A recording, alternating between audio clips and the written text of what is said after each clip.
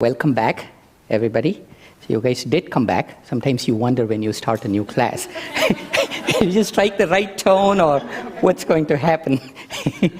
So let's move the body just a little bit and kind of connect the brain with the body and all of that kind of stuff. Make sure you have enough space to spread your arms. We will be swinging the arms, not with the intent to hurt, but with the intent to open up our shoulders. So let's begin with arms in front, double breathing, palms touching. So you bend your knees slightly, feet are shoulder width apart, and we, on a double breath in, we increase the tension, low, medium, high. Relax and feel, high, medium, low. 3 more times. Vibrate.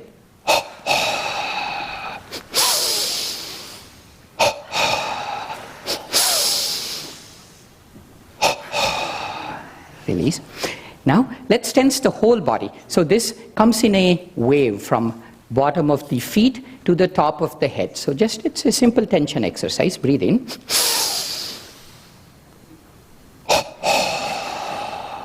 Now let's awaken the brain because we want to monitor, we want to be aware of how we tense. So let's tap the skull. A part of the anatomy that I forgot to mention is the brain is very well protected. Therefore, the skull is very thick. And therefore, you cannot really hurt yourself by tapping your skull pretty hard. So really awaken those brains. Let me see.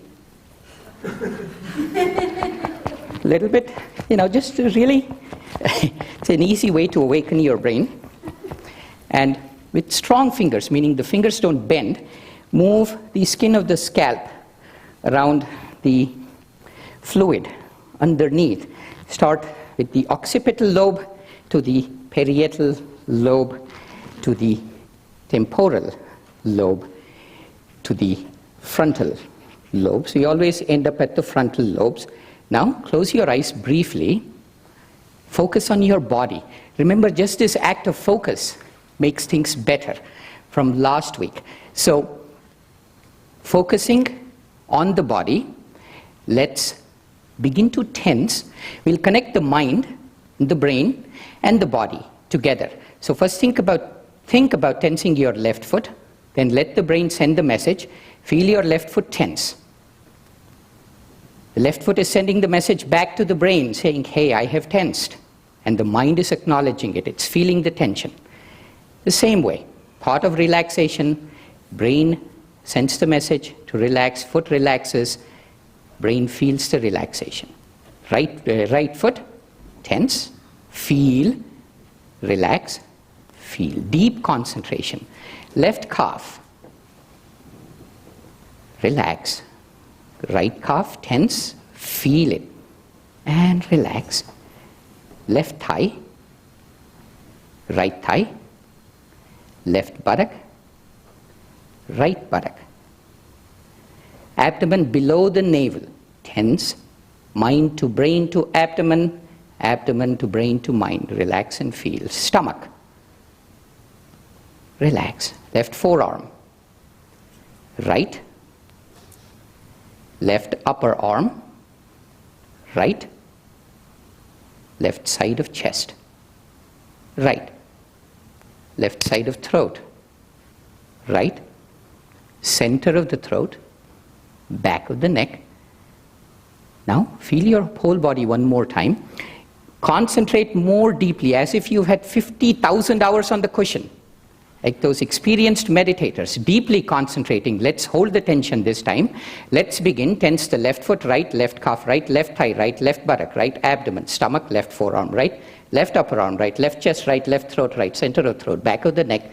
Hold this. You can breathe in and out. Now, as you're breathing in and out, connect the mind. Mind says, tense the whole body. Brain says, body, please tense. And ask your body, is it tensing?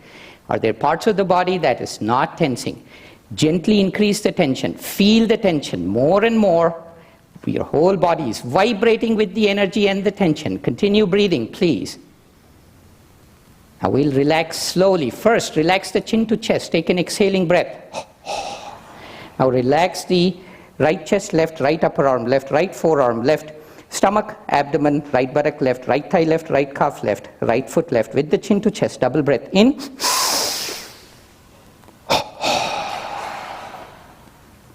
Relax and feel for a few breaths. Now, if your eyes are closed, slowly open your eyes. Bring your feet together. Clasp your hands. Take a deep breath in and lift your arms all the way up. Release the shoulder blades down. Press your feet into the floor. And you should feel like you are expanding, as if you are growing taller. Okay? So root yourself down, grow taller, open through the armpits. Find the base of the palm with your brain. And lift up through the base of the palm. Very good. Your elbows are beginning to straighten a little bit. If your shoulders are hurting, rest just a little bit and come back into the pose. And inhale, exhaling, release, pause. Feel the sides of your body. We want to stretch them today because today we'll talk about the breath, the science of the breath. One more time, inhaling up, release the shoulder blades down. The next inhaling breath, slowly twist to the left. We are twisting the upper body. So keep the hips facing forward. Find your kidneys with your brain. That's below the shoulder blades. Let them accommodate the twist. They are going into your torso and you're twisting a little bit more. And breathe in. Back to center. Rest at any time, please. If your shoulders are hurting, just rest and come back. Now to the other side.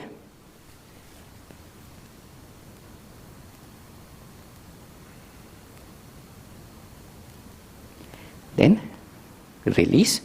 Slowly roll your shoulders a few times. The other way. Now be careful of who is next to you because we are going to swing the arms. Okay, first swing it to the spread your feet apart and swing it to the side. Here is a thought that I'll invite you to have as you're swinging the arms. Don't swing like adults. Swing your arms like babies. How would babies swing their arms? There you go. Much better. Okay? Arms to the side, all the way up. Really open your entire body. A couple of more times. To the right side and then back. Allow the arms to settle down. Pause. Feel your body.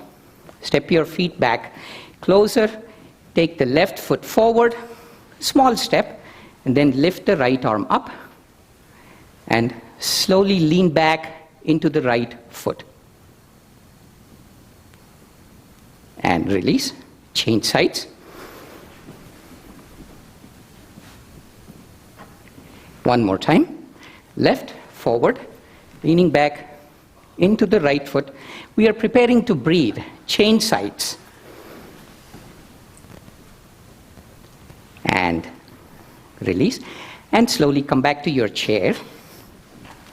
If you've had something to eat in the near past, like in the past half an hour and you still feel it in your stomach, then just sit through this next one. If your stomach's okay, all you need to do is sit back in your chair, spread your feet apart, hold any part of the chair underneath that is accessible to you, then breathe in.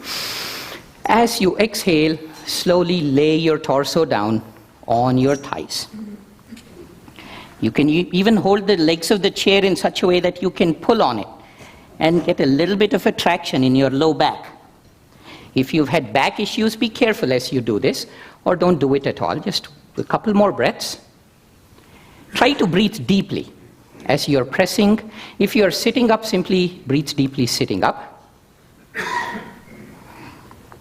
And then, to release the pose, first find something to hold on to with your hands, like the legs of the chair or something. Inhale, and as you inhale, just lift your head up.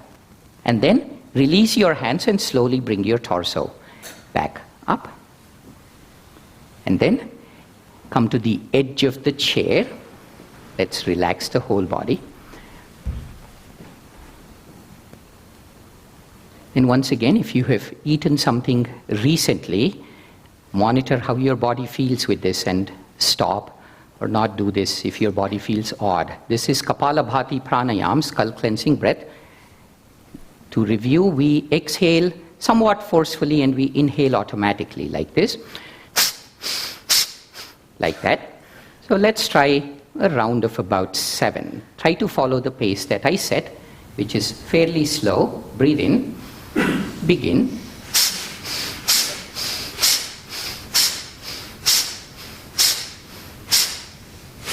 Stop. Just notice how your breath changes. See if it feels like becoming smaller, finer. Let's try another round. A little bit longer this time, but about the same pace. Breathe in, begin.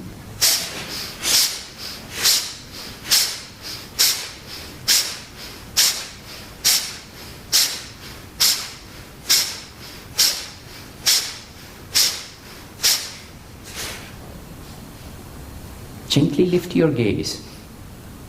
Each of these actions have a deep meaning. I will explain those in a few minutes. For now, just enjoy this sense of breath and heart having slowed down.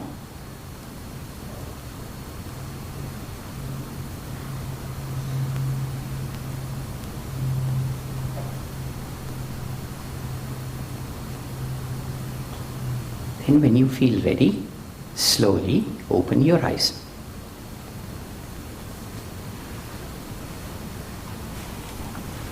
Hey, good evening everybody, welcome back. And I guess I should say this for the purposes of the video. This is class number 2, Science of Yoga, and today's topic is the science of breath. I have, like before, a list of books that I have used. It's a subset of the books that I've used. There is more, but these I found to be very, very interesting. So feel free to peruse this at the end of the class. And I don't have any handouts today because I couldn't complete it, but you will receive a handout either in email or we'll have a few extra copies at the beginning of next class. Okay? And in it are all of these books, so don't feel any compulsion to come up here and write down unless you cannot wait for a week. Okay? In which case, by all means, come up here and write them down. Okay. Recap from last week. Mostly we talked about the effects of meditation on the brain. So meditation starts with relaxation, moves into concentration, and continues on, blossoms into expansion. Now what happens in each of these phases? When you relax, the brainwave activity moves into what's known as the alpha stage, which characterizes obviously a deep state of relaxation, but also activates those responses in the body which allow the body to heal. That's the parasympathetic nervous system. So just by relaxing with a straight spine, you are beginning to get some benefits. Normally, when most people need to enter the alpha state, they need to close their eyes. Experienced meditators can do this with their eyes open. So relax very, very deeply so they can relax at will, on demand, which seems like an incredibly good skill to have in this day and age. And then they increase something as they progress into the relaxation, something called as theta waves, which are even lower frequency. So it comes from here down to here, comes in. And this is the stage where if you're not aware of it, this is the kind of stage where you're driving on the freeway and you have no clue what happened the last 5 miles. Okay, besides causing freeway accidents, this theta stage is also a very creative time for our brains. So when you relax and enter deeper levels of relaxation, you enter a very creative and intuitive phase of your brain's working. Now, in the concentration phase, there is the brain waves tell us that we are actually concentrating, which is good. It's called synchronized gamma wave activity. So meditation is not a state of deep sleep, but it's a state of extremely aware concentration. There is an expanded sense of awareness, which is called as alpha blocking, meaning if there is some sound that happens there through brain waves, they have found that the meditator is aware of it, yet goes back into the alpha state again. So you're relaxed but aware, not off to la-la land. So, and expanded awareness, of course, is the beginning of spiritual benefits of meditation. And finally, we come to anterior cingulate cortex. which gets activated. This is that spot right here. If you go right the point between the eyebrows and go in about this much, which is, I don't know, this much, you know what that is. If you go there, that's the part of the brain which gets activated. And that is the center of choices. And when we are concentrating, what the brainwave studies tell us, what the brain studies tell us is, we are not so much concentrating, but we are trying not to get distracted. Meaning we are making the choice not to get distracted. Therefore, this guy gets activated. There is more to that. I'll tell you that in a minute. Okay, continuing the recap. When you really get into this expanded phase, all of this activity that I said in the prefrontal cortex and the anterior cingulate cortex, it just stops. And the entire brain gets into this gamma wave activity, which is very high frequency, as if it's calmly, without any effort, without any fuss, focusing on one single thing, which we know that's what we aim for, and that's what we are told, and the brainwave activity tells us the same thing. This is in case of people that have had between 20,000 and 55,000 hours on the cushion, okay? But this is where it really gets to be interesting, which is when people with this kind of meditations, they've actually found, see, there is a center in the brain right around here. This is called the medial, meaning inward, before frontal cortex, this part. It's just a fancy Latin way of describing the center of the forehead. That part gets less activation as you meditate more. What that means is, that is the part which is responsible for narration, meaning storytelling, not storytelling of some, Dr. Seuss, not that kind, but storytelling about ourselves, okay? It's the self-image, and it's his. These are all the traumatic experiences. So therefore, if somebody does this stuff, you're completely okay to be totally angry at them. And if this situation comes along, you're completely okay to be fearful and frozen with that. That is this part, medial prefrontal cortex, the narrative center of the brain, and that gets less and less activation with these experienced meditators. What does that mean? It of course means we are less and less bothered by our past, but it also means we live in the eternal infinity of the present. We are in a state of expanded awareness, alpha blocking. We are creative, theta wave activity. We are focused, gamma wave activity. We are making the right choices, and we are in the expanded reality of the present. Kind of sounds like Yoga Sutras, doesn't it? Those of you that have studied it. So the brainwave studies are beginning to tell us the same thing. Then meditation and aging. The parts of the brain that are responsible for empathy, for emotional regulation, and for controlling the responses or the reactive process, they all thicken. They literally become thicker, meaning there is more gray matter. They have measured the amount of thickness is about 1/8 of an inch. 1 millimeter is what they measured, so about 1/8 of an inch, which is quite a bit. That's millions and millions of cells they get these extra cells right here to control the reptilian part of our emotions. So they all begin to thicken. And the brain itself begins, the rest of the brain, which naturally tends to lose some gray matter as we age, begins to lose less and less of it. Okay? And finally, this was the most intriguing and a little bit out there. You all saw the video. Most of you were here last time. You all saw that amazing video of this guy talking about the empathy neurons. He called them the Gandhi neurons. These are placed. They're right here. If you want a location for them, they are here, and they end up feeling what other people feel literally. So if Sonia lifts her hand, then I feel it exactly as if I lifted my hand. There is no difference other than the fact that my brain is saying, hey, you don't feel any sensation on your skin of the hand being lifted. If that went away, then I would experience no difference between somebody there doing it versus me doing an action. So literally, sometimes science has a wonderful way of completely sterilizing extraordinary things by giving it awful names. I think this is called hyper-empathy syndrome. It feels like it's something you should shy away from and take antibiotics for it or something. But from a yogic perspective, it feels like a good thing. There are people, actually experiments, these were people, war veterans in Iraq who had lost a limb when they were trying to heal them because they still felt pain in the limb, which is where you think about what an extraordinary situation. You've lost your limb, yet you feel the pain and you cannot do anything with it. So they ended up massaging somebody else's hands. Okay? And this war vet saw that and his pain eased, literally, because he has no more skin and therefore he can experience it. And they tried it by anesthetizing somebody's hand and the same thing happened. Okay?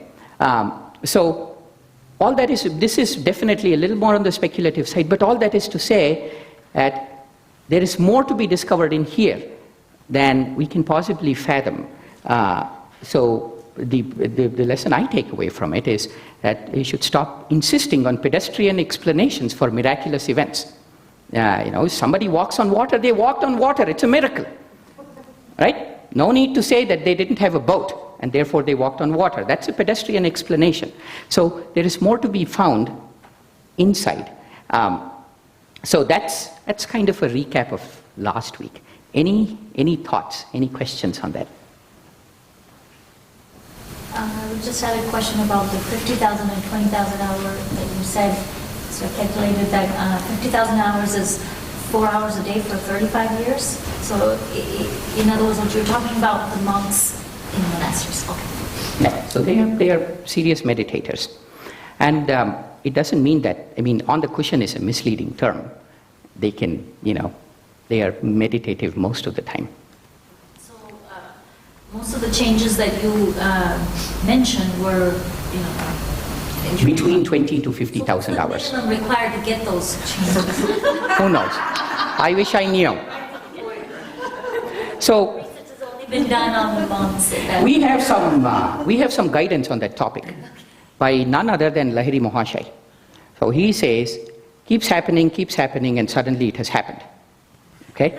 So that's roughly the guidance on the number of hours on the cushion. Good question, though. Anything else? Okay. Yes. Is there a correspondence between the koshas and these various brainwaves? The question was, is there a correspondence between the koshas? Those of you that don't know, yoga, the Sankhya philosophy tells us that we are encased in 5 levels of reality or existence or manifestation. They are called the koshas. So the question was, is there a correspondence between those and the brain waves? The answer is, as far as I know, none. There may be, but I haven't come across anything. Okay? Okay. So we know that meditation is good at this point, right? There are, if you don't trust the Yoga Sutras, there are MRIs that say that it's good. So we can kind of go on that assumption now. But it's also very hard. You cannot really sit down and say, okay, I'm going to go into meditation and deactivate my anterior singular cortex because I am tired of making bad choices. It doesn't work that way. So what we have, a lot of what we practice as yoga, really, almost every technique that we practice as yoga is leading us to a state of meditation. In a way, at least in that sense, meditation itself is not a technique, but it's a state. You can say it in multiple ways. You can say it's a state, it's a choice, it's being, but nonetheless, what we think of as yoga, the techniques of yoga, are really making it easy for us to be in that state. You could call it as the state of synchronized gamma wave activity, or you can call it by any other means that makes sense to you. But the point is, it's pretty hard to get there, and you need a bunch of techniques to get there. So a lot of those techniques are involved with controlling the breath. So what is the big deal about controlling the breath? Here's what Yogananda said, and it's useful to read it out aloud. It's So why was breathing exercise given? To control the heart, to disconnect your mind from the senses. Your mind slows down, your breath slows down, and your heart slows down. Then your mind is switched off from the senses. These breathing exercises are called pranayama, that's the Sanskrit term for it. So Yogananda goes on to say that pranayama is so advanced. People don't realize this. As I was preparing for class, this particular thing, these two things here, that the mind, breath, and the heart are related, and pranayama is so advanced. Those things kept coming back to me. They were kind of resounding. And I hope I can convey a sense of that as we go along. But here is the primary focus of this class. We'll go here, there, but we'll always come back to this primary focus. That there is a way, by simply controlling the breath, that the heart literally slows down. Literally, the heart rate actually becomes less. The blood pressure actually decreases. And there are things that you can do by breathing this way or that, through which your breath actually becomes very fine to almost non-existent. So a lot of today's class is examining why, and it has a lot of health implications. Okay, so we've kind of descended from here, which is more, that feels more like software. It isn't something you can do much with, to more hardware kind of stuff where you can do stuff with your body and begin to feel it either immediately or within a month or two. There is no more need for the 50,000 hours to feel these set of techniques. Okay, this, in a way, is, you can almost call it as the science of Raja Yoga. Okay, so that's roughly what we're going to talk about today. I already said this. So let me start, as usual, with a couple of leading questions. Yogis have always said that you should breathe through your nose. Why is that? So that's question number one. Second one, is everybody here familiar with the term diaphragmatic breath? Kind of? Mostly familiar?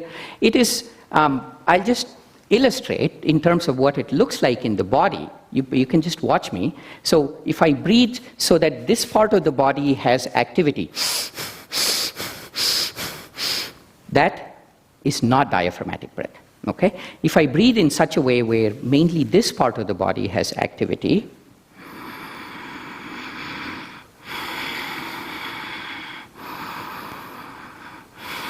that is diaphragmatic breath. And yoga is very explicit on this topic. It says you should breathe diaphragmatically. So we'll see why. There is obvious things and there is non-obvious things. So just kind of wait for it. There is quite big, like this is why I keep going back to this one. Pranayama is so advanced. It truly is. So let's start with some of the obvious things. Let me begin with, that movie where this guy says, follow the money, show me the money, something like that. When you're analyzing the body, it's useful to follow the energy. And in this case, I literally mean energy as the thing that enables me to lift something and move it from here to there, that kind of energy. So here's what happens. So it's, why do we breathe? In the end, the body is composed of cells, and these cells require energy. They need to do stuff, and for that they require energy. This energy is stored in the body in the form of an extraordinary molecule called ATP, adenosine triphosphate. It's a bunch of stuff with phosphorus added next to it. Okay? This one is a battery. Every cell, or most of the cells, have this little battery inside them. All the trillions and trillions of cells, every one comes equipped with its own battery, no charger necessary. The charger for this battery is composed of two things. One is glucose, and the other is oxygen. Where do we get the glucose from? By eating. Where do we get the oxygen from? By breathing. So the body, every single cell, what carries the glucose and the oxygen to all of these cells? Blood, right? What happens when there is too much glucose in the blood? diabetes. So now you're kind of getting a picture of how all of these things, right? So the blood carries the glucose to each cell, and in there this molecule is manufactured, and the cell stores it so that it can be used later. When this molecule is manufactured, the waste product, the byproduct of this is carbon dioxide. So you can think that every single cell in the body takes oxygen and gives out carbon dioxide. This is called internal or cellular breathing, respiration. Okay?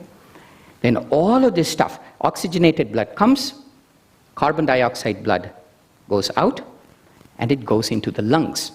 And the lungs draw the air in to get the oxygen and expel the air out to release the carbon dioxide. And of course, the carbon dioxide we breathe out are taken by plants with their green leaves, and they combine it with sunlight to produce the food which we eventually consume as glucose. So you can think that eventually ATP or glucose or whatever you want to call it, our main energy is sunlight in an extremely real sense. So, the inner sun and all of the stuff that yogis talk about, there is a very valid counterpart in the external universe for it. Nonetheless, so we breathe because the cells can get oxygen, and we breathe out because we expel the cell's waste product. Okay? Now, when we breathe in, can everybody see this? Okay. Eventually, when you get the handouts, this will all be in there, by the way, and more. We breathe in through the nose. It goes through the nasal cavity, that is this guy, and then it goes through some stuff here. I'll come to that in about 5 minutes. Then it goes through a tube called the pharynx. So far, you're still entirely within the nasal area of the body, this part, and inside. And then from the pharynx, it comes down into the windpipe and the voice box, which are called trachea and the larynx. Okay? Behind this is, of course, the esophagus, through which the food goes. That's when there is a thing called epiglottis. It's a little fold of skin which is normally vertical like this to allow the air to go both through the food pipe and the windpipe. And when you are about to swallow, it closes the windpipe so that the food goes through the food pipe. And we've all had experiences where that didn't work properly, right? I had it yesterday. So this is, and then the air goes through the windpipe. So far, so good. Now, there is a bunch of stuff that happens, which is all interesting but not relevant. So I'll just skip right over that. And now we come into the lungs. So the airways kind of branch out. These are called bronchi or bronchioles. They really branch more and more. That's what you see over here. I don't know where my mouse went. Okay, there we go. Okay, those things are the bronchi and the bronchioles. When those things get inflamed, we have various conditions like bronchitis or asthma and things like that. Okay, the airwaves literally are constricted, and we shoot a piece of chemical into the body called steroids, which open those up, and that's why you get immediate relief. So they kind of go in there. That is okay. It's interesting, but not that interesting. What happens is, what is at the end of these little airways? That's where the magic is. I'll come to that. I'll come to those slides in a minute. See, when you come, can you all see this? Mm-hmm. So you have these tubes, the bronchioles, and they expand into little sacs, very tiny sacs. You can actually see them through an extremely powerful microscope. So they're not that tiny. They're tiny enough. They're called alveoli. Okay, and they're small sacs, and they have both arteries and veins coming into them. As you can see here, these are the arteries and these are the veins. They're coming in, and as the blood passes over them, they, through some extraordinary mechanisms, literally leach the carbon dioxide out of the blood and put the oxygen into the blood. Okay? And that whole thing comes out of the lungs into the heart, gets pumped through the heart, and goes out to the entire body. And this happens every time the heart beats. Now here is the thing. These alveoli, these things that actually do the gas exchange, they are, 80% of them are in the lower part of the lungs. 80% of them are here. Okay? Keep that fact in mind. We'll come to that. Therefore, it stands to reason that the more you can get your breath to the lower part of the lungs, the better off you are. You're giving, because you're fooling around with fairly major systems in the body. You're telling, if you don't get your breaths to the lower part of the lungs, you're saying, hey, all of you trillion cells, I'm sorry, your batteries cannot be charged fully. Okay, you have to run in airplane mode, disable the Wi-Fi and stuff like that. And that's literally what happens with the body. Body kind of runs in airplane mode because we don't breathe well. Okay, so keep that fact in mind. I was talking about a cell phone, by the way. Just in case you didn't get that metaphor. Okay. Now, we come to... so let's actually leave that there for a moment, and then let me go to why we need to breathe through the nose. So we think about the nose as just a tube, and it goes into another tube, which goes into a bunch of tubes, and all the magic happens in the alveoli. That, of course, is not true.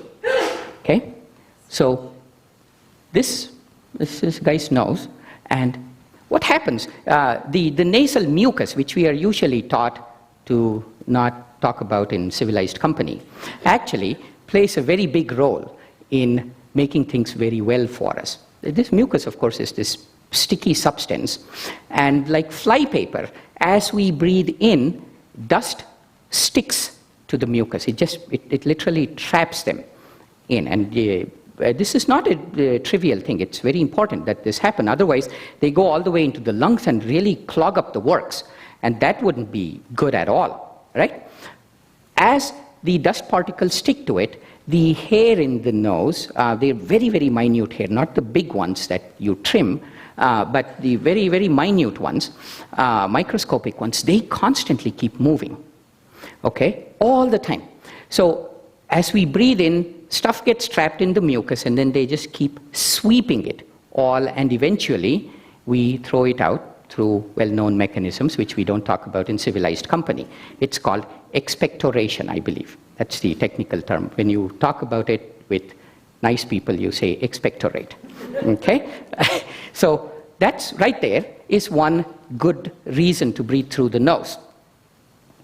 The second one, pay attention to this lower right hand or the lower left hand side of the slide for you guys. If I take a cut like this, that's called a sagittal section, mid-sagittal section, then this is what the inside of the nose looks like. Okay, pay attention to these little bony projections. And if I take that and cut like this, okay, it's called a coronal section, meaning if you look at somebody's nose from down here, and if you had X-ray vision, you looked at it from down here, what you would see is this here. So what happens when air comes through the nose and kind of goes through all of these maze of obstructions? And it has this warm mucus hanging around. What happens to the air? It gets warmed up. It gets warmed up, okay? So none of this is accessible to you if you breathe in through the mouth. The lungs like warm air. They really don't like cold air at all. And they don't like dusty air. So here you have warm, humid, clean air that's coming into the lungs by breathing through the nose. This is what it looks like if those are called turbinates because like a turbine, they create turbulence, I guess. So purification is one. Even the turbinates have mucus in them, so the air really spends a little bit of time in the nose. It just doesn't shoot into the lungs as we might feel in our head. It really spends the time, travels through this maze, gets everything extracted out of it, gets humidified, and goes there. Okay? So purification, humidification, and warming the air. Those three together are the reason why we breathe through the nose. If we don't, then we lose out on all of these things. Does that make sense? Okay. Now, there is a practice that we do in yoga which further increases the humidification and the heating action of the breath. And in fact, all the books say, and all teachers teach it this way, whenever you practice a lot of breathing exercises and you do, maybe 10 minutes of it, 15 minutes of it, then you're supposed to use this technique. Anybody know what that technique is?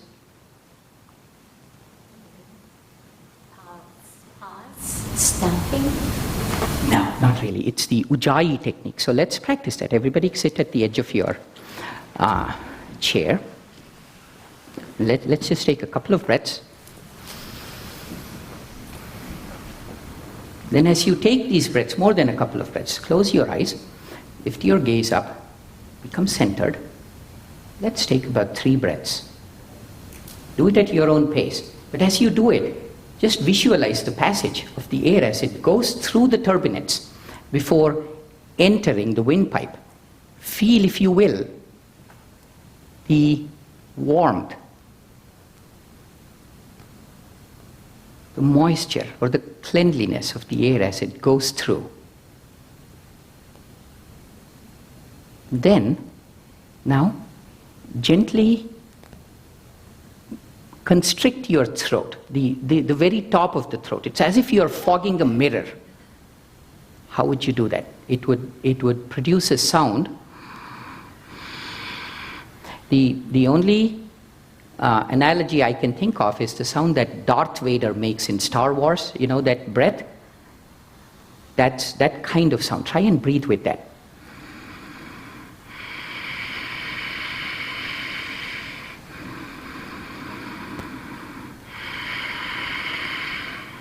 Now what we are doing with this is by constricting the throat, we are increasing the turbulence.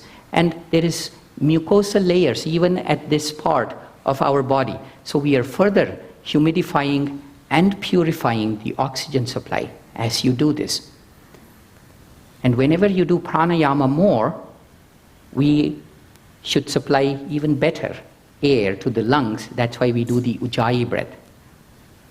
Let this be your final exhalation. And then let's just sit there for a few moments, trying to feel the quality of what we just did. See perhaps if those deep breaths have made your heart slow down, whatever heart means to you, feeling a little more centered. Open your eyes slowly when you feel ready. So there are many techniques that we do which actually have a deep reason. So this Ujjayi breath that we do, it is called as it is called as a breath that produces heat in the body.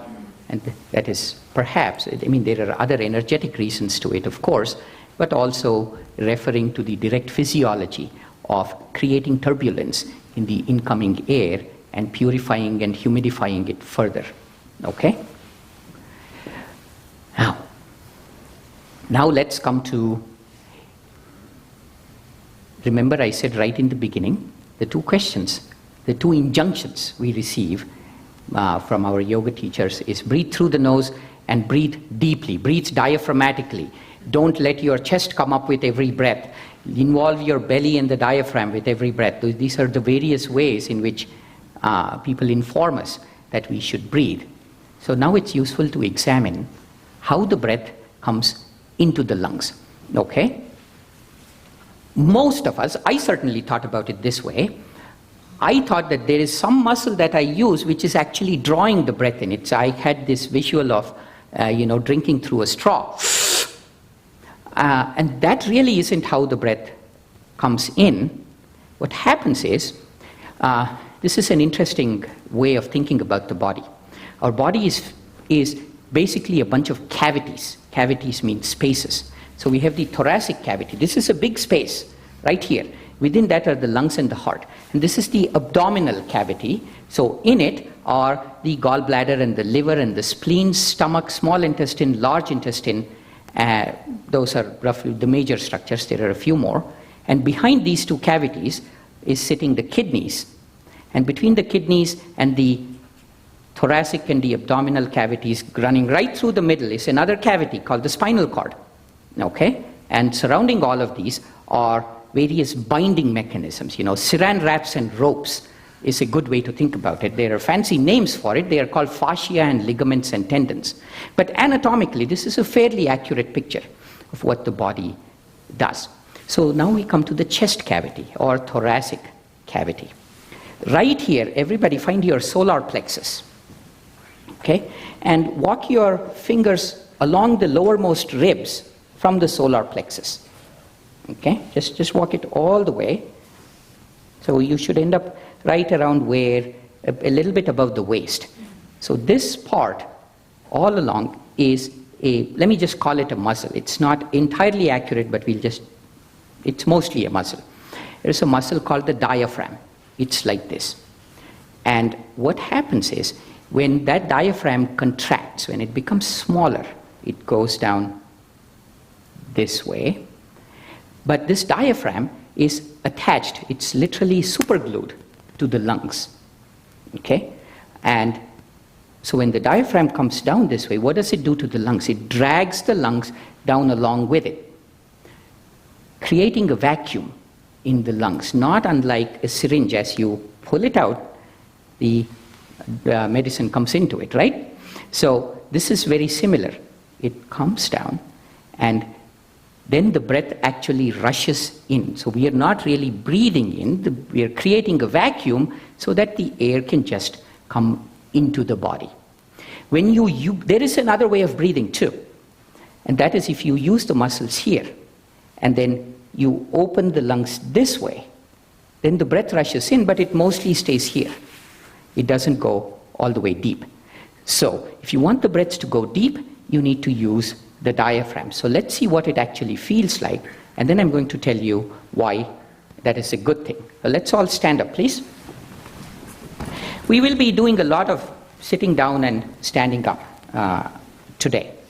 So let's work this fairly slowly. You can hold the back of a chair, and then inhale, lift your left foot up, open the foot to the side, and then bring it down and back. Don't touch the foot to the floor.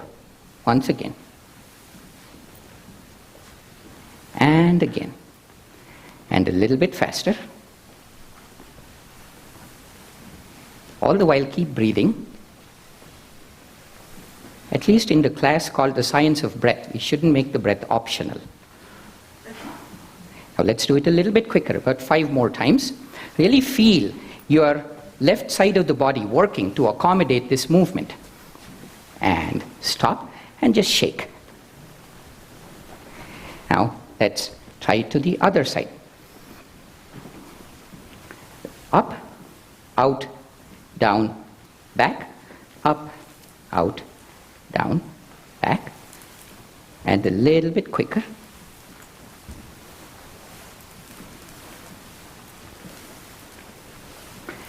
And at the full speed, just 5 times, 2, 3, 4, and 5, shaking.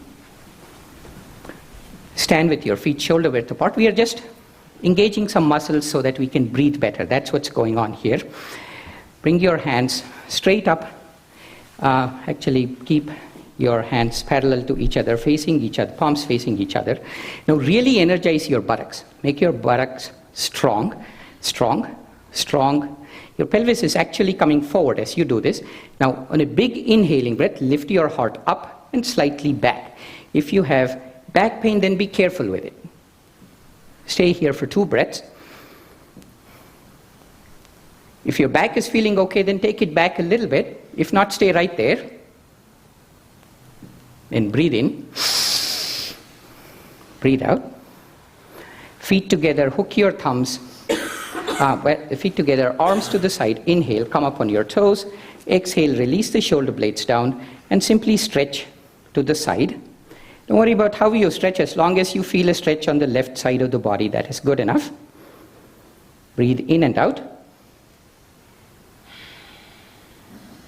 And then inhale up, exhale down, close your eyes briefly. Then to the other side, coming up, releasing, You need to grow taller with this one. So you can't really kind of collapse into the pose. Grow really tall, release the shoulder blades down, and simply stretch to the opposite side. If you know the full pose, Ardha Chandrasana, do it. But if not, just worry about stretching the right side. 2 more breaths. Everybody doing great. And breathe in, breathe out. Now, we are ready to breathe. Everybody sit at the edge of your chair.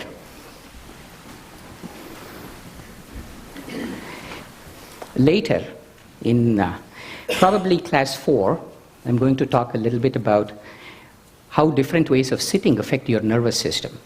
But for now, just know that keeping the spine straight, chest up, shoulders relaxed, has a very salutary, good effect on the nervous system.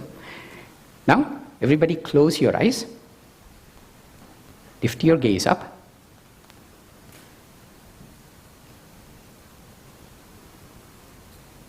Pause for a couple of breaths. And then place your left hand on your belly button and place your right hand on your rib cage.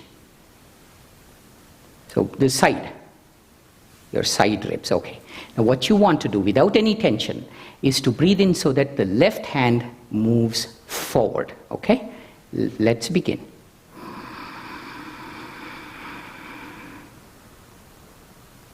Breathe out. If you know the Ujjayi breath, you can do it. If not, don't worry about it. Again, breathe in. Try not to move the rest of your body. Keep the chin parallel to the floor, the rest of the body relaxed, and the shoulders as immobile and relaxed as you can make it. Let's do that about 3 more times.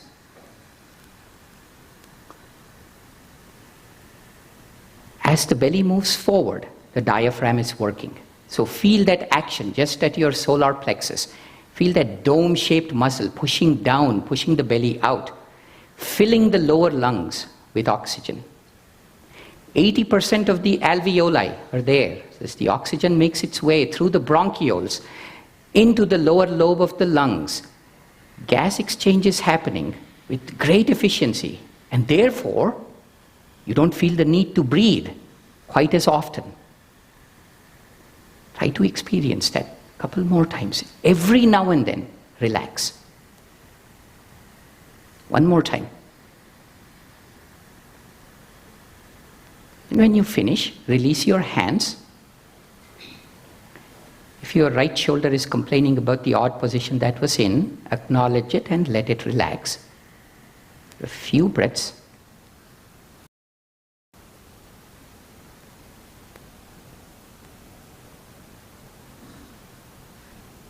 Then slowly open your eyes. Okay. Did you all get a sense of the diaphragmatic breath? Any questions on the basic mechanics? Take a look at this picture and see if you can relate it back to what happened in your body and where it happened. Okay? What you did with your muscles was this action of pulling the diaphragm down, okay? Which literally made these lungs, these balloon-filled sac, air-filled balloons, become bigger, and the air rushed in, doing the magic in the alveoli of the gas exchange, gathering all the detritus from the trillions of cells and expelling it out. Okay? So, any questions on this? You know that babies have diaphragm breathing? Yes. Very great question. The comment was that babies do diaphragmatic breathing, and they do, because they are not yet stressed out. And they don't exactly breathe diaphragmatically when they are hungry or otherwise uncomfortable, but in general, especially when they are sleeping, you can totally see the diaphragmatic breath. And there are more nuances to it, but you know that unless you get really pedantic, it doesn't really matter. For all of our life and meditation practices, this way of breathing is what yogis tell us.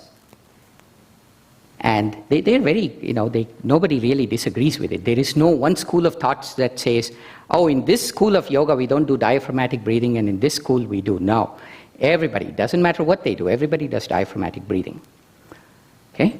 So what is the big deal? Why does this work? Hold the thought for a moment, Rashmi. I'll come back to you. Well, the first obvious one is, of course, the efficient gas exchange. Okay? When you breathe from here without breathing through the diaphragm, then you actually utilize only 20 to 30% of what your lungs are actually capable of. But that is only part of it. The second one, remember I said your body is many sacs, right? So when this sac expands, it needs to expand somewhere. Clearly it cannot herniate into the brain. That would be not very comfortable for you. So what it does instead is push down on the abdominal cavity. So this gets pushed down, which is why your belly comes out when you breathe in. So the belly comes out, it's pushing down, it's exerting pressure. So what's right here?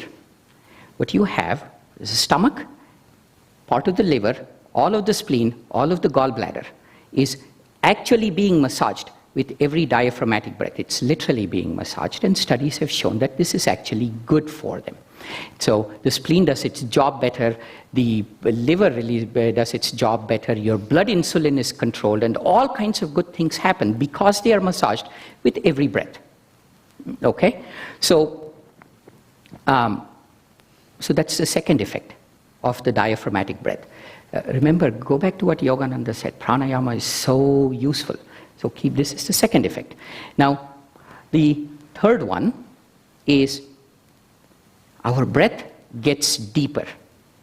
The technical way of saying it is maximal ventilation with minimal effort. Breathing is called ventilation. If you talk to technical kind of guys, then it's called ventilation. So they say maximal ventilation with minimal effort. Why is that important? Well, here is the reason why. The breath is intimately connected to heart rate. Now, think about it for a second. Say you're not doing any exercise, you're kind of sitting in a relaxed environment. What do you think your heart rate is? Is it constant or is it varying? Generally. I have a few constants and one varying. Mine varies. Hmm? Mine varies per situation. Yours varies per situation, and so does mine, and so does everybody else's. See, we tend to think of the heart rate as roughly being constant. In fact, it isn't. It isn't. So sometimes, and this is more studies have shown, that you're kind of sitting here and then you suddenly have a thought, which is not very, agreeable with you. And the heart rate goes not by 10 beats per second, no, it goes from maybe 70 to 150. And this is not even the thought of a bear about to eat you. This is just regular stuff. The heart rate just goes up. Okay, so the heart rate is varying all the time. So mostly, what they measure is your average heart rate. So your vital signs in general, they have, that's why they measure, that's why they take a 6-second pulse or a 10-second pulse, or even your doctor takes much longer than 10 seconds, because to account for this. That is all well and good. It's curious. It's a curiosity, something I didn't know. That's good. But here's the thing. When you inhale, your heart rate goes up. And when you exhale, your heart rate goes down. And we average about 4 to 5 beats for every breath, on an average, measured across a large population. Every breath accommodates about 4 to 5 beats. Within that time, say the first two beats during inhalation is faster. The last 3 beats during exhalation is slower. And this has a fancy name. It's called respiratory sinus arrhythmia. Respiratory, breathing. Sinus has to do with where these things are measured. It's measured in sinuses in the aortic and carotid vessels. So that's why it's sinus, respiratory sinus. Not rhythm, meaning change of rhythm. Respiratory sinus arrhythmia. With every breath, it increases and then it decreases. Oh, I had planned to ask you guys a question, but I've given away the answer here. So I just have to. I do this all the time in all my classes. so anyway, let me say this. It turns out that your heart rate, so pay close attention to me. This is complex stuff. Your heart rate speeds up on inhaling and slows down on exhaling. So there is a difference between the two. That difference, the higher it is, then the more healthy we are. So the more your heart rate speeds up on inhalation and the more it slows down on exhalation is an indicator of health. Conversely, if the heart rate remains roughly the same between inhalation and exhalation, that is now almost being used as a diagnostic tool for conditions like depression and perhaps near future cardiac events, so to speak, and it's an indicator of not so good health in many different ways. Respiratory sinus arrhythmia. When you breathe diaphragmatically, because our inhalations get so long and our exhalations get even longer, at least in the beginning, because of blood pH and other things, when you begin to breathe deeply, for the first few minutes at least, your exhalations are generally about 1.5 times longer than inhalations. Over time, and especially in the yogic practices, of course, we strive to make the exhalations and inhalations the same duration, but in the beginning, they are longer. And when you're doing yoga, in the beginning, when you're doing standing poses, your exhalations are longer than the inhalations.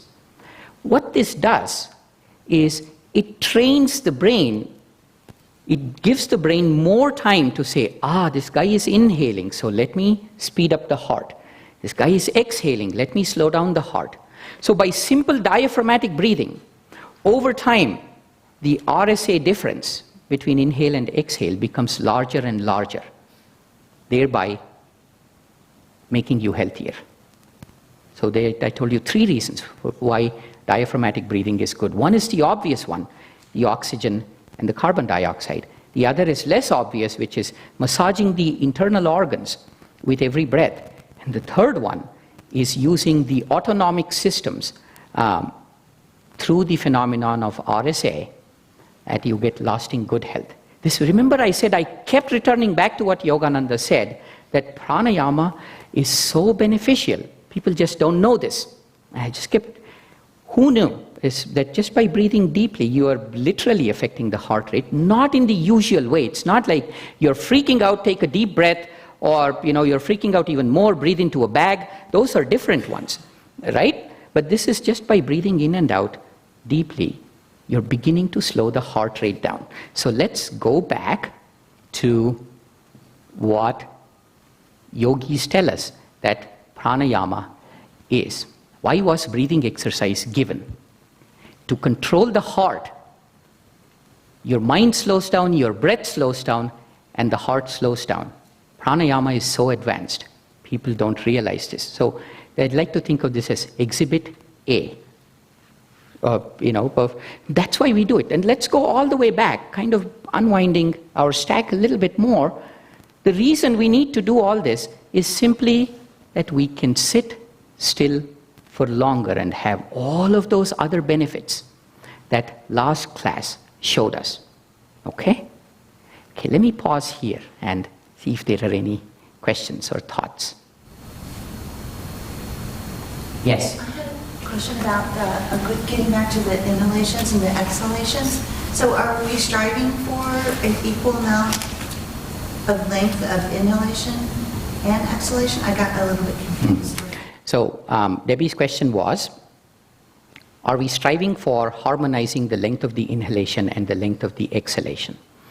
The answer is when you're doing meditation for a spiritual benefit, for going beyond, for being, for expanding, all of that stuff, then yes, to the extent that you're dealing with the breath, you're striving for harmonizing the inhalation and exhalation. If your main motivation is to detoxify your body, you've had a long day or you've had a long hike and toxins have built up in the body, then you make the exhalations longer.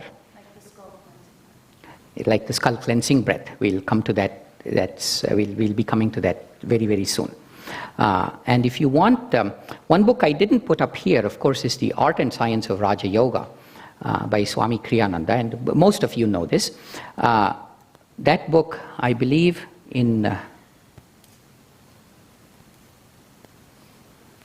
I think it's in step number 11 that Swami talks about this difference in when you harmonize and when you don't harmonize. Okay, but if you're doing this for a spiritual benefit, and if you're doing this as a precursor to meditation, then eventually you'll come to harmonizing, inhaling and exhaling. But most often, if we have a life outside of meditation, then we'll probably begin by longer exhales. Okay? Okay. Any other questions? Rashmi, you had a question before. You mentioned that if you sit for 10 minutes or more of pranayama, then you should do ujjayi. And why is that? Well, it is partly because you have the additional opportunity to warm up the air and remove any dust particles from it. It's an additional turbinate that you're creating with it. Okay? Okay. Let's move on. So we talked about all these. We talked about why breathing through the nose, diaphragmatic breath, respiratory, sinus, arrhythmia. Okay. Now let me ask another leading question.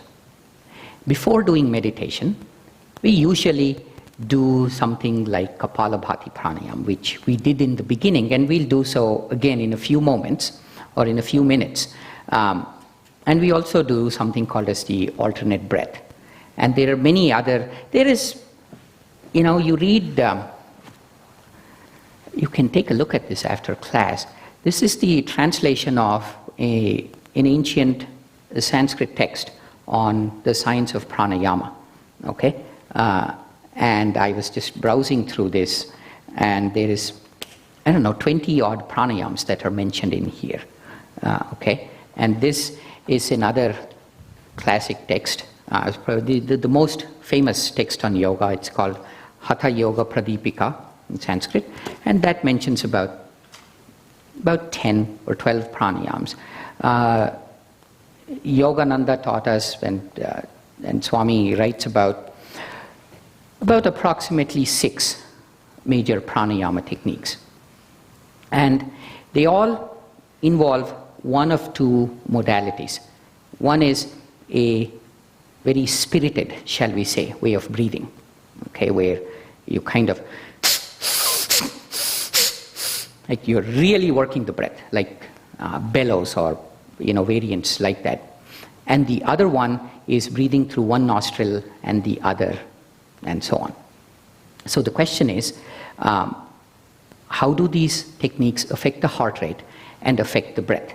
So let's come again forward, and now we'll practice Kapalabhati, the one that we started off with, and we'll do this pretty much every class because I'll have something to say about this technique, no matter whether we are talking about the brain or about the breath or about the body. So what does this do to the breath? I want you to notice between every cycle what it does to the breath. Not while you're doing it, but after. So let's sit up straight, chest up, shoulders relaxed. In general, it's always good to have your gaze fixed at the point between the eyebrows. Calmly, without any effort, lift your gaze as if looking at the peak of a distant hill. Now, relax your abdomen, and we'll just start with a medium inhalation, and we'll do the forceful exhalations that we have been doing. And we'll do somewhat more of it than we did in the beginning. So if at any point it begins to feel uncomfortable for you, simply stop and breathe normally. That will take away the discomfort. Let's take a medium inhalation now. Begin.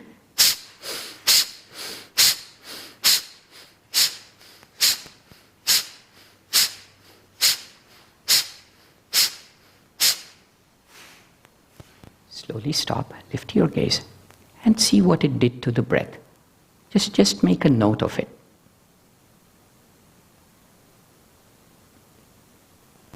Then once again, breathe in, begin.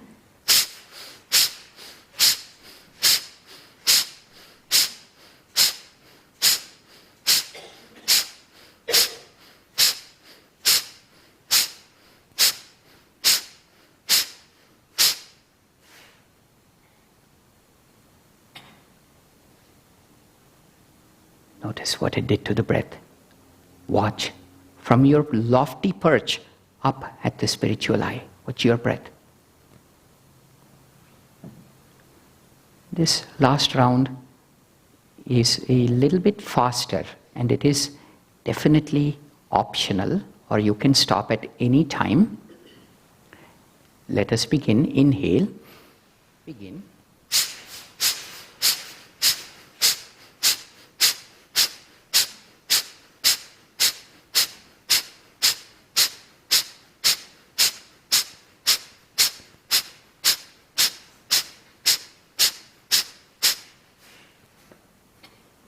Gaze uplifted. Pause. Watch the breath.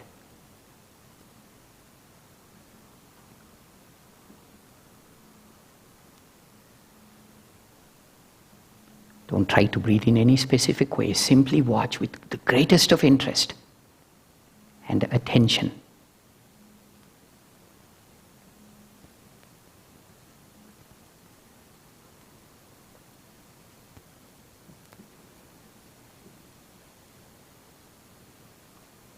And slowly, as you feel ready, open your eyes.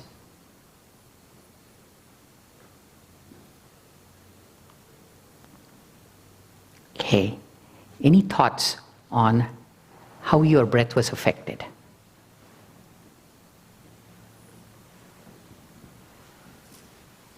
What did you feel? It was very slow. It was very slow. Okay? I felt it was calmed. The breath was calm. Breath was calmed. Okay? Like a cyclical movement, low in the lungs. Like you could feel almost like there was cycling. It is slow cyclical movement. Okay? Good. And? Breath stills. Yes? It's like it was floating on a cloud. Floating on a cloud. Okay, that's a good way of putting it. Rashmi? The breath stills. The breath stills. So what's going on? How does this kind of forced expiration, enthusiastic expiration, I should say, make your breath calmer, stiller, floating on the cloud, enhancing your awareness of it, and so forth? The answer to that lies now back to a little bit more science. There's something that the body does called homeostasis. See, the body really needs to maintain many parameters, if you will, within extremely narrow range. Otherwise, in some cases, we literally cease to exist. So some of the examples of that are things like blood pressure. Blood pressure is not that narrow, but we've all either know directly or anecdotally the havoc that high blood pressure can cause. Another one, of course, is body temperature. Typically in adults, it's, if your body temperature increases by about 8 or 9 degrees, you are truly in the throes of delirious fever at that stage. It's a very small increase. We go through that increase and more every single day outside, yet the body maintains that. And another one is the blood sugar. The body is extremely sensitive to how much blood sugar is there, and that's because of what the brain needs. That's why the body is so sensitive, and that's why diabetes has so many side effects if the blood sugar is left untreated. Another one is the amount of water let me just say amount of water in the body. That's not entirely accurate, but that's close enough. It's called osmoregulation. That needs to be kept in very narrow confines as well. And iron, we know this, we either have anemia or iron poisoning, toxicity in the body if that's not kept in the right thing. And one of those is the blood pH.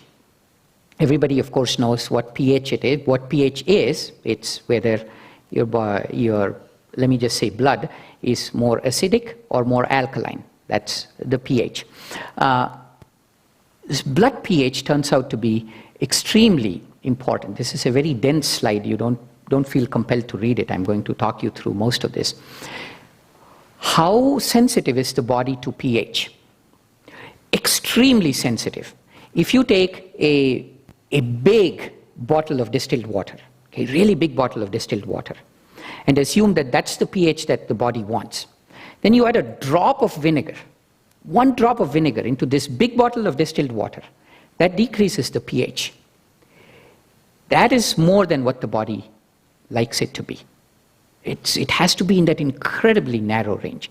Now think about what an extraordinary thing this is. You drink Coke or Pepsi, that's highly acidic, and people chug gallons of it every day. And then even with the right ways of eating, we drink coffee. Is it the right way of eating? It's a good way of eating, nonetheless. Coffee, for example, that's highly acidic, but even citrus is highly acidic. And then there are so many things that take us towards the alkaline part of the spectrum too. In spite of all of that, the blood pH is maintained in this extremely narrow range. The reason is, see, we have proteins in the body, we have proteins in the blood, and the proteins have a very specific shape. Anybody heard of immunoglobulin?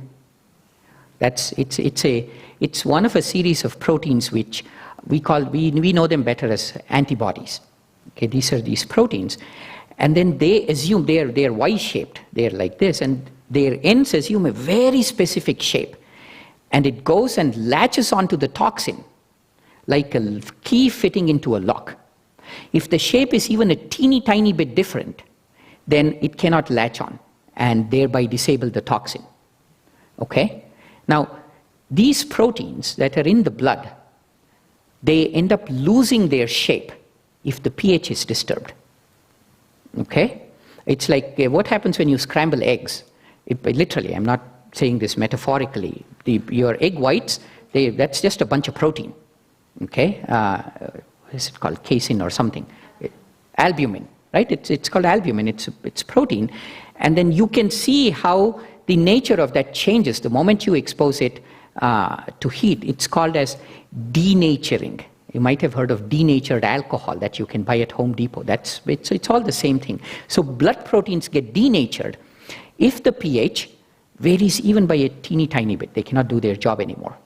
So one of the homeostatic mechanisms in the body is a very tight regulation of your blood pH. Now you might be, well, you won't be because I have it all up here, but if I didn't, you might be thinking, what has this got to do with Kapalabhati Pranayam? Well, when we predominantly exhale in this pranayam, right? So if inhalation brings in oxygen and exhalation takes out carbon dioxide, you would expect that at the end of this pranayam, the blood has less carbon dioxide. Is that true? It is true. The blood has less carbon dioxide. Does carbon dioxide make the blood acidic or alkaline? Carbon dioxide makes the blood acidic, just like your Coke or Pepsi, because they have carbon dioxide too, and that's what makes it acidic. So it makes your blood acidic. So at the end of this, your blood is highly alkaline, not high, within these limits. The moment, and then there is a sensor right here in the medulla oblongata. That sensor, and okay, there is the 3 major sensors. I just find that it's in the location of the 3 chakras, which is kind of odd to me. One sensor is right here, okay? Another sensor is right here, okay? Right here. It's called the internal carotid artery. And the third sensor is right here. It's called the aortic arch. So these 3 places, there are others too, but these are the important ones. These guys monitor the blood pH. They are called chemoreceptors, chemical receiving, chemoreceptors. And if the blood pH varies even by a little bit, then it sends a signal to the medulla. The medulla oblongata says, uh-oh, gotta do something. And you know what it does? It says, oh, there is very little carbon dioxide in the body, so let me just stop the breath so that more carbon dioxide can build up in the body. Does that make sense? So your medulla is literally asking your heart and your lungs to say, okay, no more breathing for now, until it builds up again. So yogis exploit this fact and ask you to do Kapalabhati right in the beginning. so that you get an immediate sensation of that stillness, the place where you need to go to. A memory of it is created in the brain because of the homeostatic mechanisms of blood pH. Does that make sense, everybody? Any questions on this? I know it's a little bit of a complex thread to follow. Okay.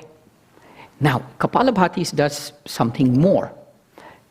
The translation of the word Kapalabhati, Kapala means skull, and Bhati, it's a hard one to translate, but it roughly means lighting up or cleansing. And normally you do it when you've had a fairly toxic day and you're coming into meditation, or you've been listening to the news on your drive to the temple and you've heard bad things, your brain is in a tizzy about it, then you come sit down and do Kapalabhati. So what it does is, first of all, it decarbonizes the body. But, okay, let me, there is no avoiding this anymore. Okay, so we come back to the medulla oblongata. In the medulla oblongata, and just feel it, it's that little notch at the back of your neck. In there is a very important nerve. It's called cranial nerve number 10, and it's also known as the vagus nerve. This vagus means wanderer. This is the nerve that has the longest reach in the body. It starts from the medulla and reaches everywhere in the body. It's almost as if the ego needs to know everything of what's happening. It's that control freaky nature of ego being exposed physiologically. It goes everywhere. I've shown you here all the places where the vagus nerve goes.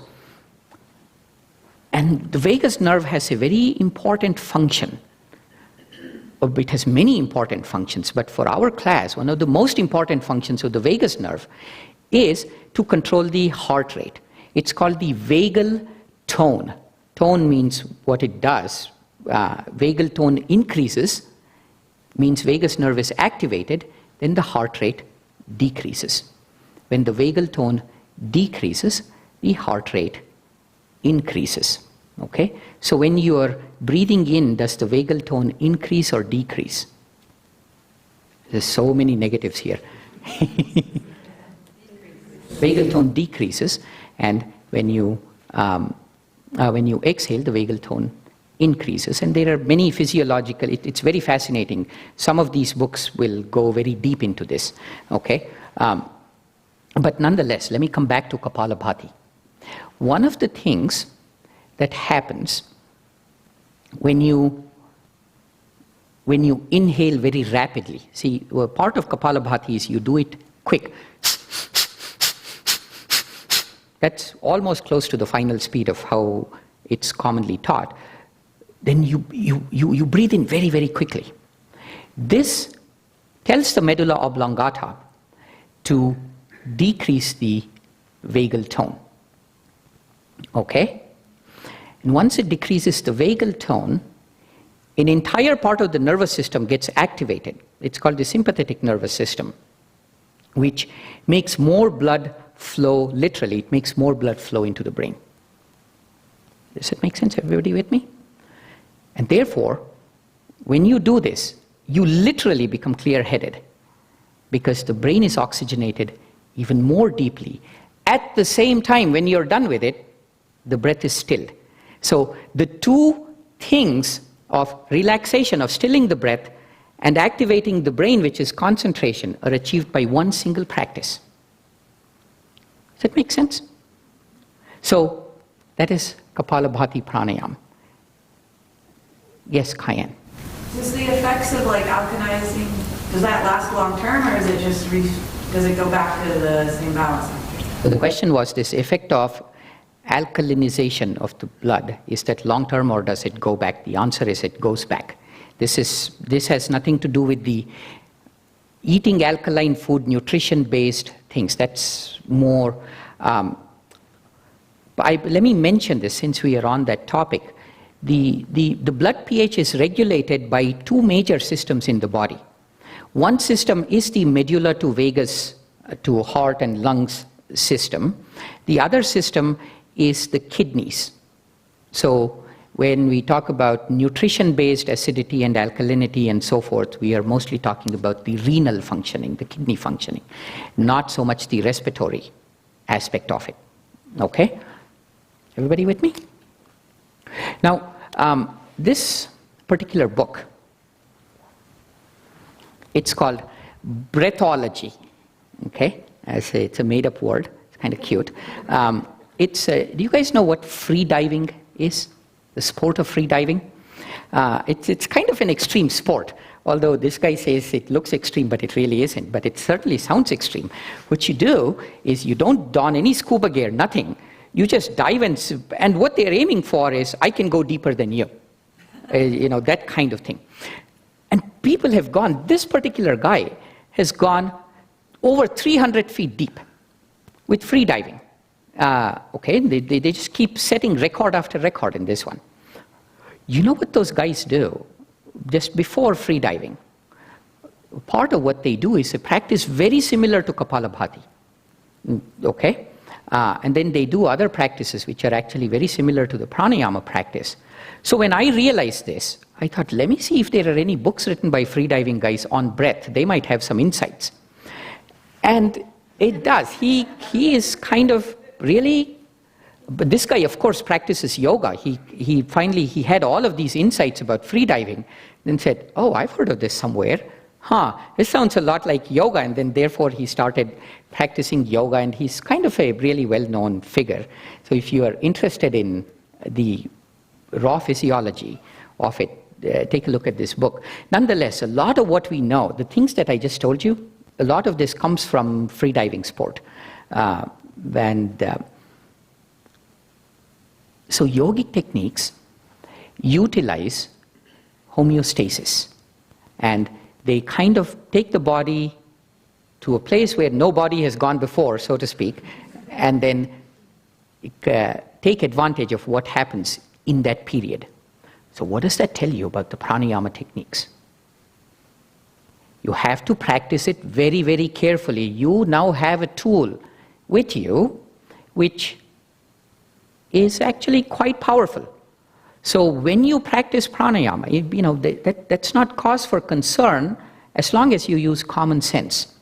So if you did Kapalabhati too much, then I have listed a few of the things that can happen. You can have lightheadedness, you can have numbness in your extremities, you can have anxiety. This is because of the decreased vagal tone. Sympathetic nervous system is being activated. And numbness and stuff, literally, there are many, many, many things. Increased carbon dioxide is a vasoconstrictor, and there's all kinds of stuff that happens and which causes numbness. And then you have something called as the carpopedal reflex, which is a fancy way of saying that your feet and arms, hands begin to twitch. Okay? And then it lasts for some time. So these are not techniques that you should take lightly. They are wonderful techniques, but give it the respect that they deserve. And it's both. It's very, very simple to do it properly, which is as long as you don't feel any discomfort whatsoever, none at all, then you have nothing to worry about. But say you inhale and hold your breath, and then you say, oh, okay, well, I need to get enlightened tomorrow, so let me hold my breath for twice as long as what I'm capable of, and then, you kind of keel over and faint. That is, of course, an extreme case. Even as you're holding the breath, you begin to sense some discomfort in your heart. You can begin to feel your heart complaining. You've already gone way too far.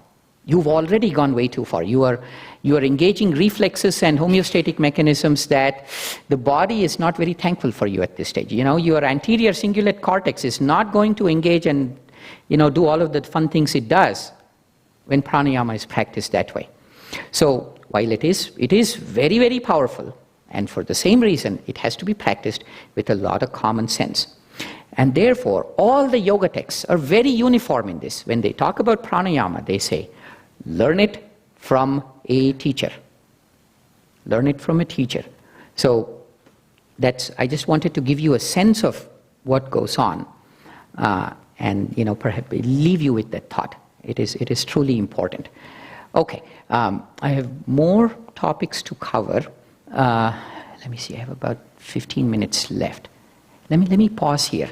It's a lot of information. Any questions so far?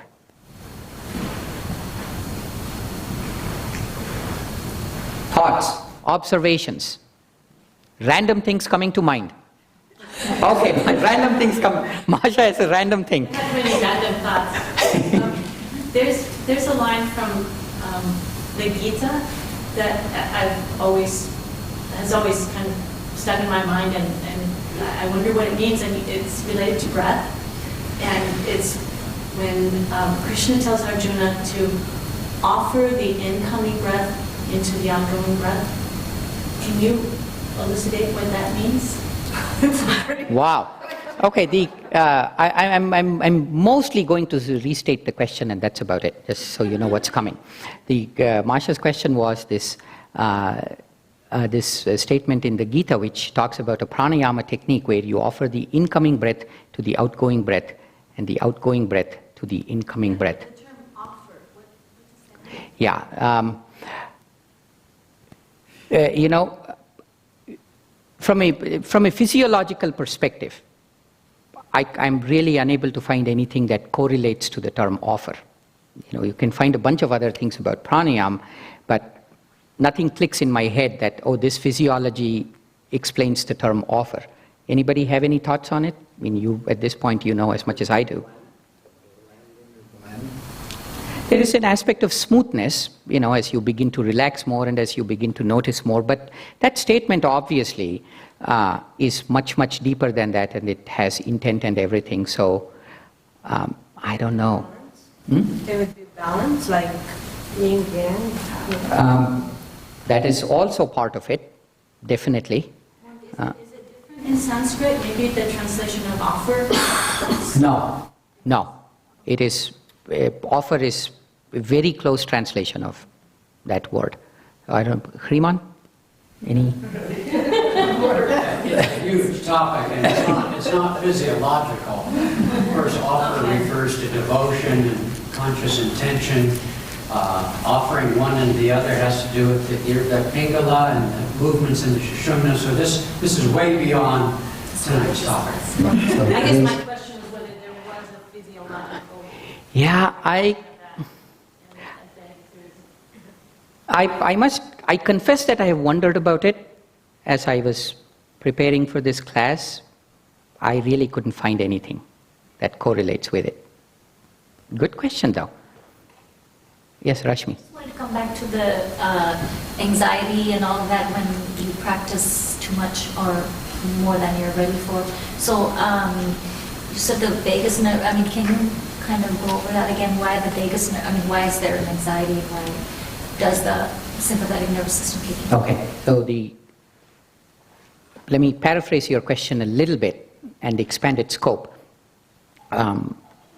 Roughly, the question relates to, if Kapalabhati eventually is calming the breath, where is this thing about anxiety coming?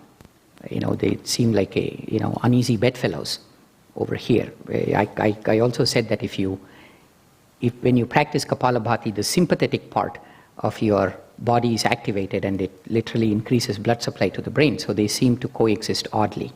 Well, it does.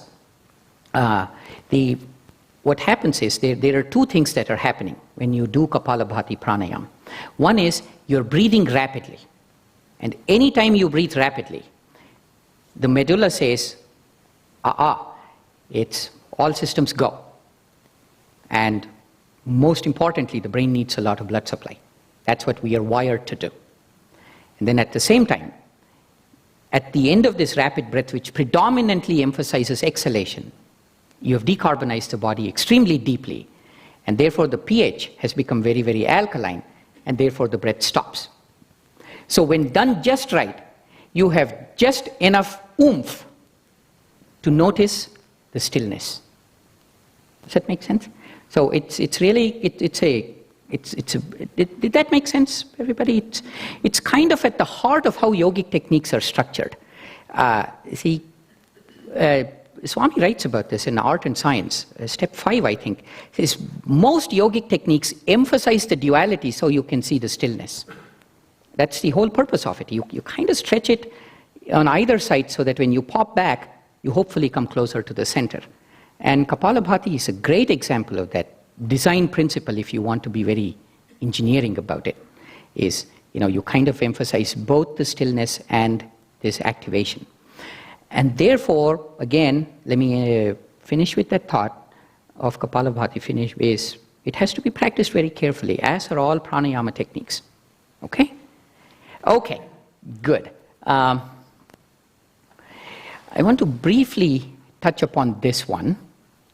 Is it okay if I go over by about 5 minutes? We'll stop, instead of 8:45, we'll stop about 10 till 9. One of the things that pranayama techniques do is they ask us to do specific things with the body. Sometimes it's holding the hands like this, okay? This is called chin mudra. Sometimes it's locking the chin to chest. How many of you have practiced this particular one, or heard of, or seen it? Okay.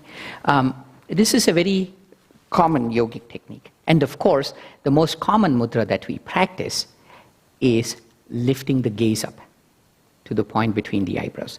So let's do that from a muscular perspective. So if you can assume the position of meditation, what you want to do, I'll walk you through 3 or 4 nuances as you do this, and I want you to notice, well, just go through this. I won't put any other thought in your head. The first is, lift your gaze slightly up, not too much. So if you open your eyes, you're looking roughly kind of at this angle, not this angle, but about this angle, okay?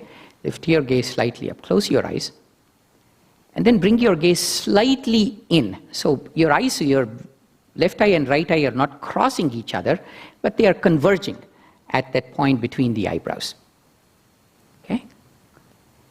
And then your lower eyelids are lifting up very slightly. And they are also moving to the side very slightly. And your upper eyelids are relaxing down very slightly. All of this has to be done in a very relaxed way. So in other words, your eyes shouldn't be fluttering with the effect of you having to do this. So very calmly. This is a very popular mudra in yoga. We, of course, practice this all the time for any technique. You never go wrong with this. This particular mudra is like ketchup. It goes with every technique that you can choose to do. And slowly open your eyes. Okay, it's a pretty innocuous technique, right? You think not much happens in this. But here is a very startling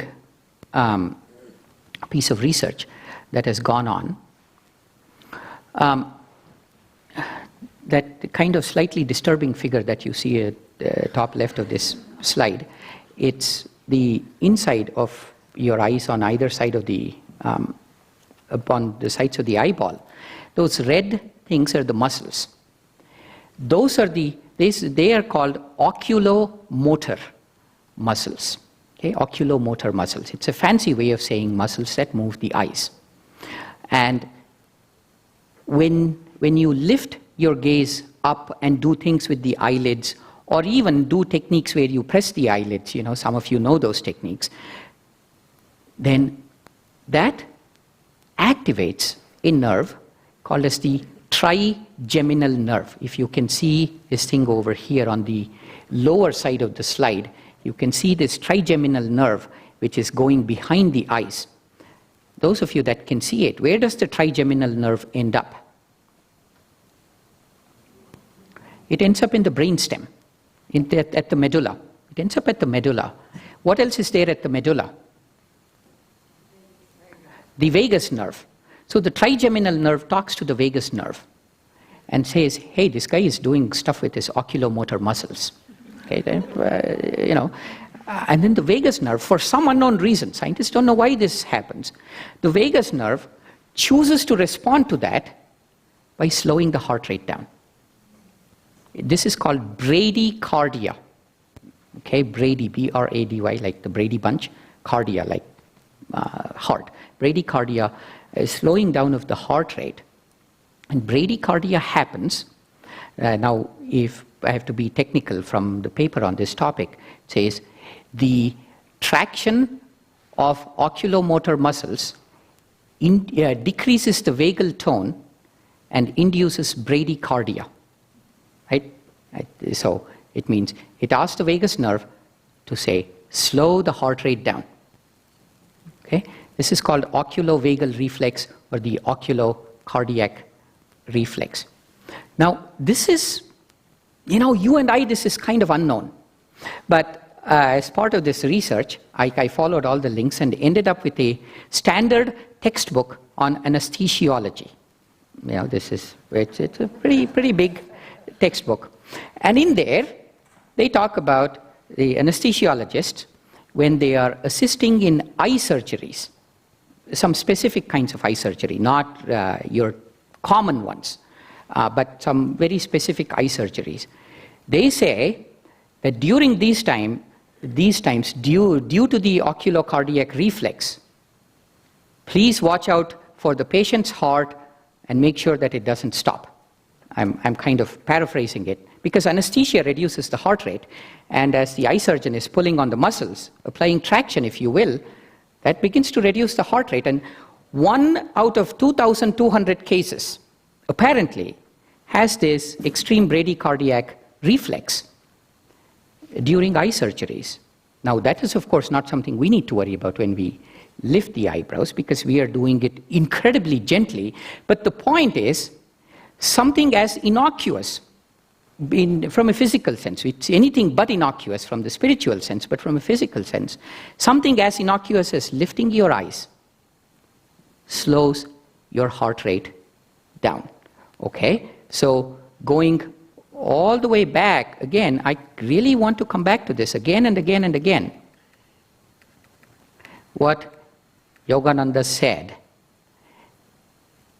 to control the heart, disconnect mind from the senses. Mind slows down, breath slows down. Pranayama is so advanced. People don't realize this. This just kept resonating in my head. The more and more I found out. There is actually even more. I didn't get a chance to talk about the chin lock, but I'll just mention, those of you that have practiced, it's a specific technique that in yoga we do, where we draw the chin to the chest.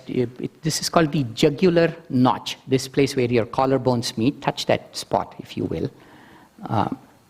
When you draw the chin to that and gently energize the muscles of the neck and drop your neck forward, that is the official position of the chin lock, while at the same time lifting the sternum. There is stuff to it, so I don't really want to teach it here. But those of you that have been practicing it, you know that it actually helps you hold your breath for longer. What happens is, there is an artery that supplies the brain with the blood. It's the internal carotid artery. Within that is a receptor. It's called a baroreceptor. That's a fancy way of saying something that senses pressure. So when this artery gets stretched, literally, physically stretched, then the medulla says, uh-oh, the blood pressure is increased. You can see why that is so, right? If there is more blood pressure, then this gets stretched, and there is a little receptor there saying, dude, the blood pressure is increased. When that increases, what does the medulla do? It tells our good friend, the vagus nerve, to go reduce the heart rate, hoping that that way the blood pressure is going to decrease. So yogis exploit this fact and say, when you inhale, apply the chin lock and hold your breath. Because the heart rate is reduced, the breath doesn't need to flow as much as it did before, and thereby you're able to hold your breath for slightly longer. Does that make sense? So just by doing this, you're able to hold your breath for slightly longer. This is called the baroreflex. So we have homeostasis of blood pH, we have the baroreflex, and we have the oculocardiac reflex, and there are more actually. I don't know if I'm scratching the surface. I mean, you did get a lot of what the current state of research is, but there is much more I was able to say only half of what is out there in terms of research. So again, pranayama is so advanced. All of the little things that we do have a deep meaning. So next time you come for a meditation, next time we sit and go through the Kapalabhati and the full alternate breath, and we do simple things like Ujjayi breath or deep diaphragmatic breathing, pay attention to it. Extremely deep stuff is happening in your body, all of which has for it only one goal: slow the heart, slow the breath, so that you can be still. That's why they are yogic techniques, meaning things that lead you towards union. Okay? Questions?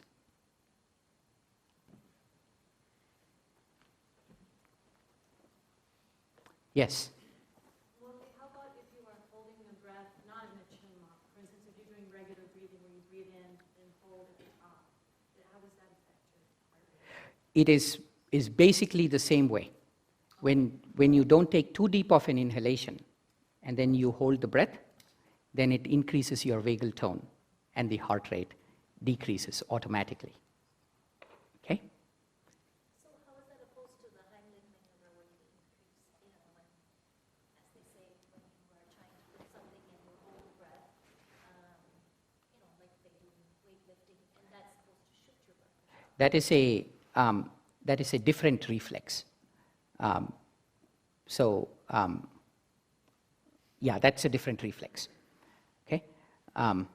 Okay, so let me end with this final thought. I don't have a slide on this final thought, so you're just banished to listening to my saying of it.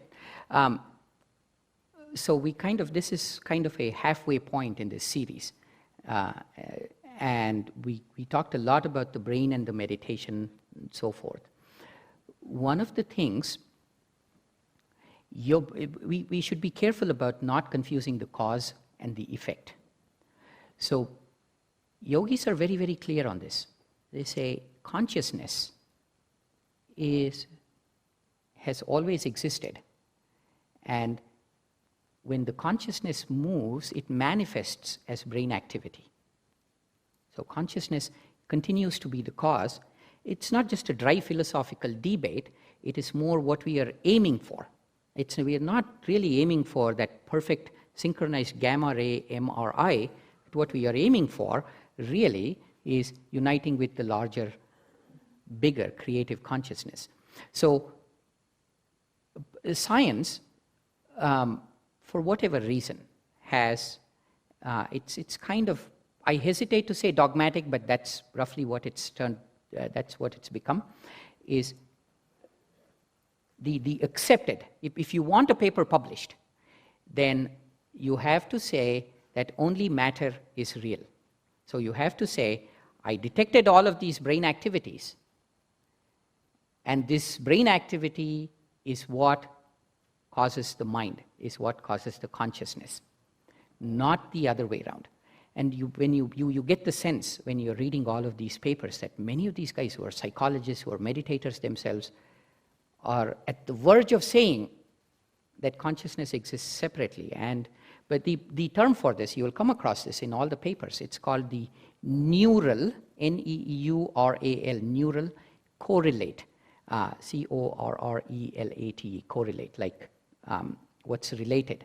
So neural correlate. So they say these are all neural correlates of the mind, not the cause of the mind. So they stop by saying neural correlates without actually going forward and saying it's the consciousness that's the causative agent. And we, as meditators, need to be very careful. It's very easy to look at the glory of these MRIs and the depth of the scientific research and the commitment that's gone into it and the obvious enthusiasm and the clear advantages and benefits, and kind of forget the elephant in the bedroom, which is it's all about consciousness. If seeing MRIs, if studying EEGs and EKGs helps you keep motivated, then by all means go ahead and do it. But in the end, the goal still remains the same, which is be still, and know. That is the goal of all of these practices. So I just wanted to leave you with that thought as we come to the end of this halfway point, this class. Okay? So thank you all very much for coming, and next week we'll start on more exciting topics. Even though the next week's one will say Hatha Yoga and things, we won't be doing any more yoga than what we did now, but we will talk about fairly interesting topics about why stretching the hamstrings make us feel peaceful. And there is interesting science behind all of that. So I'll hope to see you all next week. Enjoy this week. Have a wonderful weekend.